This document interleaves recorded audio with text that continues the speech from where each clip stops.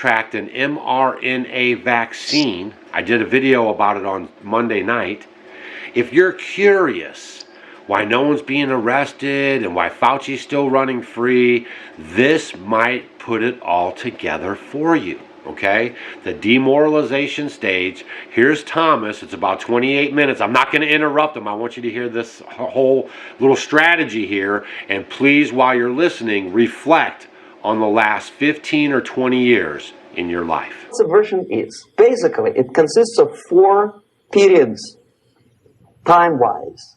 If we start from here and go this way, time, right? This is the beginning point. The first stage of subversion is the process which is called, basically, demoralization.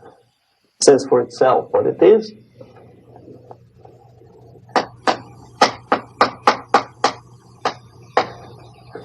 It takes from, say, 15 to 20 years to demoralize a society. Why 15 or 20 years? This is the time sufficient to educate one generation of students or children. One generation, one lifetime span of a person, a human being, which is dedicated to study, to shaping up the outlook, ideology, personality. No more, no less. Usually it takes from 15 to 20 years. What it includes? It includes influencing, or by various methods, infiltration, propaganda methods, direct contacts, doesn't really matter. I will describe them later. Of various areas where public opinion is formulated or shaped. Religion, educational system, social life, administration, law enforcement system, military, of course, and labor and employer relations, economy. Okay? 5 areas. On the stage of demoralization, obviously there are tendencies in each society, in each country, which are going to opposite direction from the basic moral values and principles. To take advantage of these movements, to capitalize on them, is the main purpose of the originator of subversion. So we have religion, we have education, we have social life, we have power structure, we have labor relations, unions, and finally we have law and order. 1, 2, 3, 4, 5, 6. Okay? These are the areas of application of subversion. What it means exactly? In case of religion, destroy it, ridicule it, replace it with various sects, cults, which bring people's attention, faith, whether it is naive, primitive, doesn't really matter.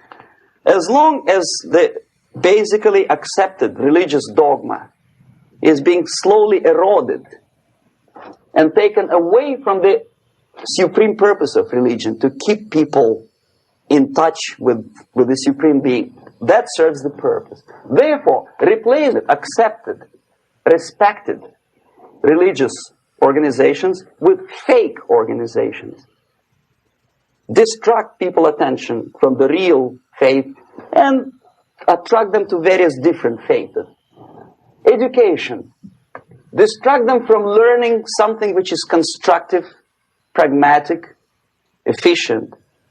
Instead of mathematics, physics, foreign languages, chemistry, teach them history of urban warfare, natural food, home economy, your sexuality, anything, as long as it takes you away. Okay? Social life. Replace traditionally established institutions and organizations with fake organizations. Take away the initiative from people.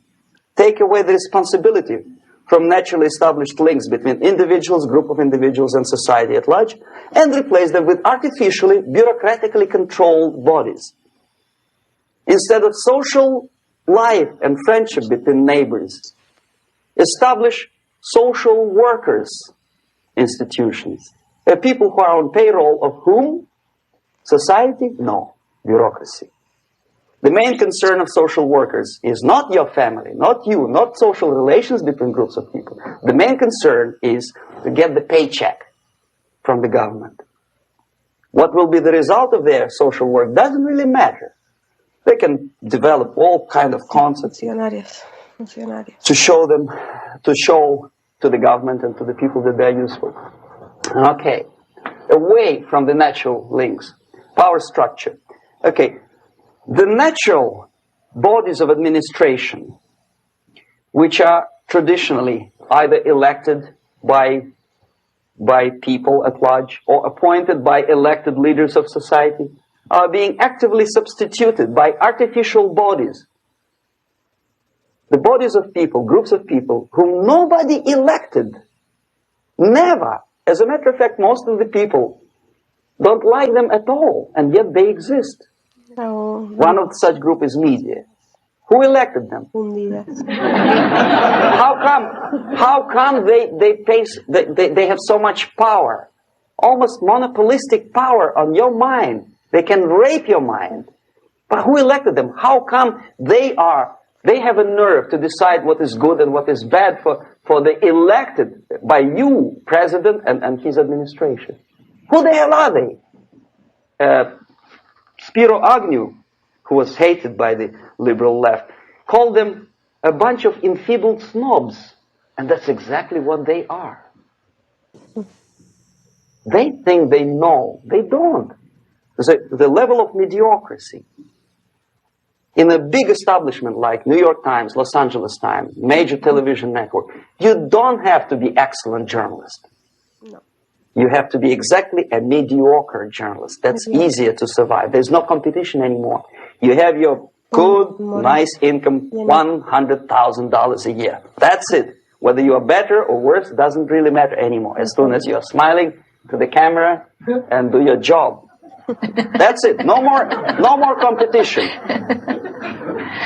Power structure slowly is eroded by the bodies and groups of people who do not have neither qualification nor the will of people to keep them in power, and yet they do have power. Okay. Together with that, there is another process. Law enforcement, law and order organization and structure is being eroded. For the last 20, 25 years, if you see old movies and new movies, you can see that in new movies, a policeman, an officer of the United States Army looks dumb, angry, psychotic, paranoid. A criminal looks nice, kind of, well, he smokes hash and shoots the whatever drug, but basically he's a nice human being. He's creative. And he's unproductive only because society oppresses him. Whereby a general of Pentagon is always, by definition, a dumb, a war maniac. A policeman is a pig, rude policeman. He abuses his power.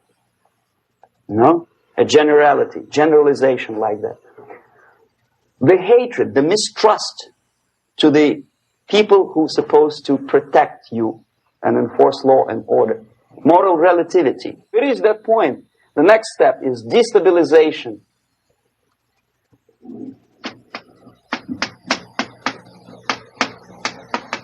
Again, this word says for itself what it is. To destabilize all the relations, all the accepted institutions and organizations in a country of your enemy. How you do it? You don't have to send up a battalion of KGB agents to blow up bridges. No. You let them do it themselves. Yeah. The area of application is, again, it's narrower now. Not like the previous case. The overt legitimate actions of the KGB in this case would be hardly noticeable. There is no crime if a professor who recently went to USSR introduces a course of Marxism-Leninism in a Californian college, for example. Nobody is going to come to his doorstep and say, okay, mister, come, you are under arrest. No, it's not a crime. It's not even considered a moral crime against your country. So the area of application here is narrowing down to economy, again, labor relations, right? to law and order plus military. And economy, law and order. Yes, and again the media, but wider scope, little bit different. I'll explain it later. Okay, basically 3 areas. Economy. Economía. The radicalization of bargaining process. If on that stage we still could achieve, theoretically, some positive compromise between the negotiating sides with say, arbitrary introduction of arbitrary judges, third side, objectively judging the demands of both sides. Here it's radicalization. On the stage of destabilization, we cannot come to compromise even within a family. The husband and wife couldn't figure out which is better. Husband wants his kids to eat at the table, and wife wants a child to roam around the room and drop food all over the floor. They cannot come to compromise unless they start a fight. It's impossible to reach a compromise, constructive compromise between neighbors.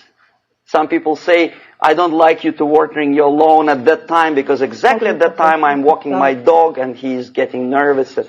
He cannot pass his bowels, you know. So they cannot compromise. They go to a civil court or something like that. Radicalization of human relations. No more compromise. Fight, fight, fight. The normal, traditionally accepted relations are destabilized. The relations between teachers and students in schools and colleges. Fight. The relations between, in economical sphere, between laborers and employers are further radicalized. No more acceptance of the legitimacy of demands of workers. Law and order now also is pushed into the area where previously people settled their differences peacefully and legitimately. Now we are getting with this court cases in the smallest irrelevant cases. We cannot solve our problems anymore. The society at large becomes more and more antagonistic between individuals, between groups of individuals, and the society at large. The media puts himself in the opposition to the society in general, at large. Separate, alienated. Okay? On that stage, you remember I was talking a couple of hours ago about the sleepers. That's when the students from, say, United States, if they are trained in Lumumba University, or developing nations, that's the students I was dealing with, are being sent back from the Soviet Union here. Or if they were already in the United States, in the country, which is the object of subversion, they spring to action. The sleepers go up. They slept for 15 to 20 years. Now they become leaders of groups, preachers, I don't know, public figures. Prominently, they actively include themselves in a political process. All of a sudden, we see a homosexual. 15 years ago, he did his dirty job and nobody cared. Now, he makes it a political issue. He demands recognition, respect, human rights, and he rallies a large group of people. And there are violent clashes between him and police, his group and ordinary people. No matter what. It's black against white, yellows against green, doesn't matter where the division line goes. As long as this group come into antagonistic clash, sometimes militantly, sometimes with firearms, that is destabilization process. The sleepers, many of whom are simply KGB agents, become leaders of the process of destabilization. Doesn't mean that Comrade Andropov sends Comrade Ivanov to the United States. The person who takes care is already here. He is a respected citizen of the United States. Sometimes he gets money from various foundations for his legitimate struggle for, I don't know, human rights, women's rights, kid lib, prison lib, whatever. There are sympathetic Americans who donate their money to him. This stabilization process usually leads directly to the process of crisis. In case of developing nations, that's the area where I was active. The process starts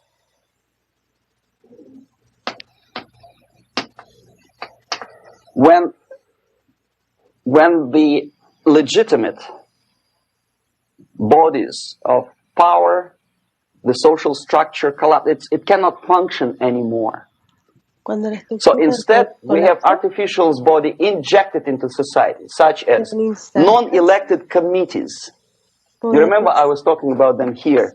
Social workers who are not elected by people, media who are self-appointed rulers of your opinion, some strange groups which claim that they know how to lead society forward. They don't usually. All they care is how to collect donations and sell their own concocted ideology, mixture of religion and ideology. Here, we have all this artificial body claiming power. If the power is denied to them, they take it by force. In case of Iran, for example, all of a sudden we have revolutionary committees. What kind of revolution? There was no revolution yet, and yet they had the committees. They were taking power of judgment. They had the power of execution. They had the power of legislation, and that they had the power of judicial. All of them combined in one person, who is half-baked intellectual, sometimes graduated from Harvard University or Berkeley. He comes back to his country and he thinks that he knows the answer to all the social, economical problems. Okay? Crisis is when society cannot function any more productively. It collapses, obviously. That's the word for crisis. So therefore, the population at large is looking for a savior. The religious groups are expecting a Messiah to come. The workers say, we have family to feed. Let's have a strong government, maybe socialist government, centralized. When somebody put the employers on their place and let us work. We are sick and tired of going to strike and missing overtime and all that stuff. We need some strong man, strong government, a leader, a savior is needed. Population is sick and tired already. And here we are. We have a savior. Either a foreign nation comes in, or the local group of leftists, Marxists, no matter what they call themselves, Sandinista, a reverend or some sort, Bishop Muzurela, like in Zimbabwe, doesn't matter. A savior comes and says, I will lead you. So we have two alternatives here. Civil war. Tenemos dos alternativas a la crisis: guerra civil o invasión. Okay. See how it goes? Civil war, we know what it is. Lebanon is the best example. The civil war, which was artificially implanted in Lebanon by injection of force of PLO, Palestinian Liberation Organization. Invasion we have in many other countries like Afghanistan. Name any East European country, it was invaded by the Soviet army. But the result is the same. The next stage is normalization. Normalization is a very ironic word, of course. It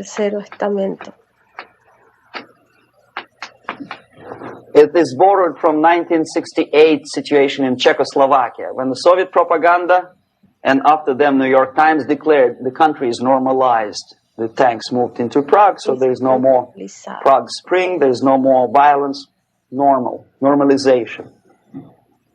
At that stage, The self-appointed rulers of the society don't need any revolution anymore. They don't need any radicalism anymore. So this is the reverse from destabilization. Basically, it is stabilizing the country by force. So all the sleepers and activists and social workers and liberals and homosexuals and professors and Marxists and Leninists are being eliminated physically sometimes. They've done their job already. Okay? They are not needed anymore. Ya no son necesarios. The new rulers need stability to exploit the nation, to exploit the country, to take advantages of the victory. Okay? So no more revolutionaries, please. And that's exactly what happens in a number of countries. You remember Bangladesh? This is the crisis in which I was instrumental. First they had Mujibur Rahman. In 1971, he was the leader of People's Party, Awami League, with mustache like Stalin. He was in Russia many times. In 5 years, he was shot by his former colleagues, Marxists. He fulfilled his function. In Afghanistan, it happened 3 times. First there was Taraki, then there was Amin, now there's Babrak Karmal. They killed each other successively, one after another. The moment he fulfills his duty, the first one demoralized country, the second destabilized, the third one brought it to crisis. Goodbye, comrades. Babrak Karmal comes from Moscow and put into the seat of power. Same thing happened in Grenada recently. Maurice Bishop, Marxist, was killed by Austin, what's his name, General something, who was also a Marxist. Right? So no more revolutions, please. Normalization now. From now on, no more strikes, no more homosexuals, no more women lib, no more kid lib, no more lib, period. Good, solid, democratic, proletarian freedom. That's it. Now, to reverse this process takes enormous effort. When today, United States had to invade Grenada to reverse the process of subversion. Some people say, boy, this is not good, it's not kosher to invade the beautiful country, island of Grenada. Well, why didn't you stop the process here, when Grenada was just approached by leftists? Why not to prevent Maurice Bishop to come in power in the first place? Did Grenadians want him? Very questionable. They didn't know who was Maurice Bishop in the first place. He came to power by coup d'etat himself. Okay? No, we let the situation develop further and further and further until the crisis and normalization very soon. Now, at that point, at the point of destabilization, also the process could be reversed. Again, easily than this. No CIA involvement at this point. You know what it takes here? Restriction of some liberties for small groups which are self-declared enemies of the society. As simple as that. Oh no, the media and liberals will tell you this is against the American Constitution. How can we, by force, deny the civil rights to criminals, for example? It's not good. Okay? So we allow them to. Okay, if you allow the criminals to have civil rights, go on and bring the country to the crisis. This is a bloodless way to do. Curb the rights. I mean, not to put them in prison. No, I'm not talking about putting all the gays from San Francisco in the concentration camp. Do not allow them to take political force. Do not elect them to the seats of power, whether it is municipality level, state level, or federal level. It has to be beaten in the heads of American voters that a person like that in the seats of power is an enemy. Do not be afraid of this word. It is an enemy. If he is not an enemy here, he will be here. Later on, he will be shot, of course. But at this point, he is an enemy. Okay? You are doing great service by denying him a right to capitalize on his own crazy ideas and become a powerful man, a man who uses the seat of power. Restriction of certain freedoms and permissiveness at that point would prevent sliding into crisis and probably will return the process of destabilization. To curb unlimited power, monopolistic power of trade unions, here, at that point, would save economy from collapsing. To introduce a law to stop private companies of raping public opinion's mind in the direction of consumerism. No company must have a right to force you into buying more unless you want it. There must be a law. You want to advertise your car? Okay.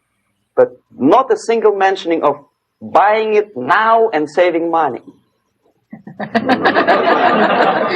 It must be against the law to force people to consume more. Self-restraint. Previously, before this process started, the self-restraint was a business of church, religion. Because our preachers, the fathers of church, would tell us, material values are good, but it's not the prime function of human being. Because you have to live with something. Obviously, the design for our life is not to consume more deodorants. No vives para There must be something greater. If such a complicated instrument as human body was created, obviously there must be some higher purpose for that. At the same time, the simplest answer to the subversion is to start it here and even before. By bringing back the society to religion. Something that you cannot touch and eat and put on yourself. But something that rules society and makes it move and preserve it. A Soviet scientist, Shafarevich, who has nothing to do with religion, he is a computer scientist, did a very intensive research on the history of socialist countries. He calls socialist or communist any country with a centralized economy and a pyramidal style of power structure. And he discovered, actually he didn't discover it, he just brought to attention of his readers, that civilizations like Mohenjo-Daro in the river Indus area, like Egypt, like Maya, Incas, like Babylonian culture, collapsed and disappeared from the surface of Earth. The moment they lost religion, as simple as that, they disintegrated. Nobody remembers about them anymore. Well, distantly. So, the ideas are moving society and keeping mankind as society of human beings, intelligent, moral agents of God. The facts, the truth, the exact knowledge may not. All the sophisticated technology and computers will not prevent society from disintegrating and eventually dying out. Have you ever met a person who would sacrifice his life, freedom, for the truth like that? This is truth. I never met a person who said, this is truth and I'm ready to shoot me. To defend the truth. Right? But millions sacrifice their life, freedom, comfort, everything for things like God. Like Jesus Christ. It's an honor.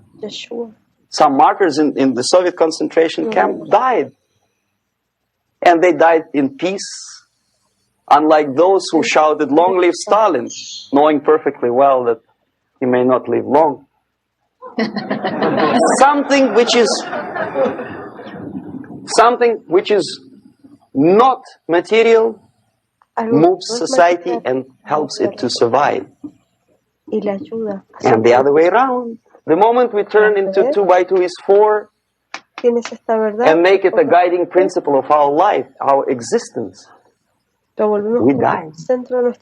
Even though this is true, and this we cannot prove, we only can feel and have faith in it. So the answer to ideological subversion, strangely enough, is very simple. You don't have to shoot people, you don't have to aim missiles and No tienes que Pershings and apuntar cruise misiles, missiles at Andropov's ni headquarters. crucero. You simply have to have faith Simplemente and tienes que tener prevent fe, subversion. In other words, prevenir la subversión, not to be a victim of subversion. no ser Don't try víctima to de be a subversión. person who in judo is trying to smash your enemy and being caught by your hand. No seas Don't strike like that. no golpees Strike con with power of spirit and moral superiority. el poder de tu mente, If you don't have that power, it's high time to develop it. superioridad moral. And that's the only answer. Es la única That's respuesta. it. Thank you. Now that made total sense, right? Now you can retract the last 15, 20 years, for sure like the last 5 to 10, and you can start to see how this has been implemented hardcore. Like we're all in right now on the demoralization stage, okay? And I just wanted to bring this to your attention and share this with your friends, because a lot of people think we're all just flying around out here willy-nilly, and we're not.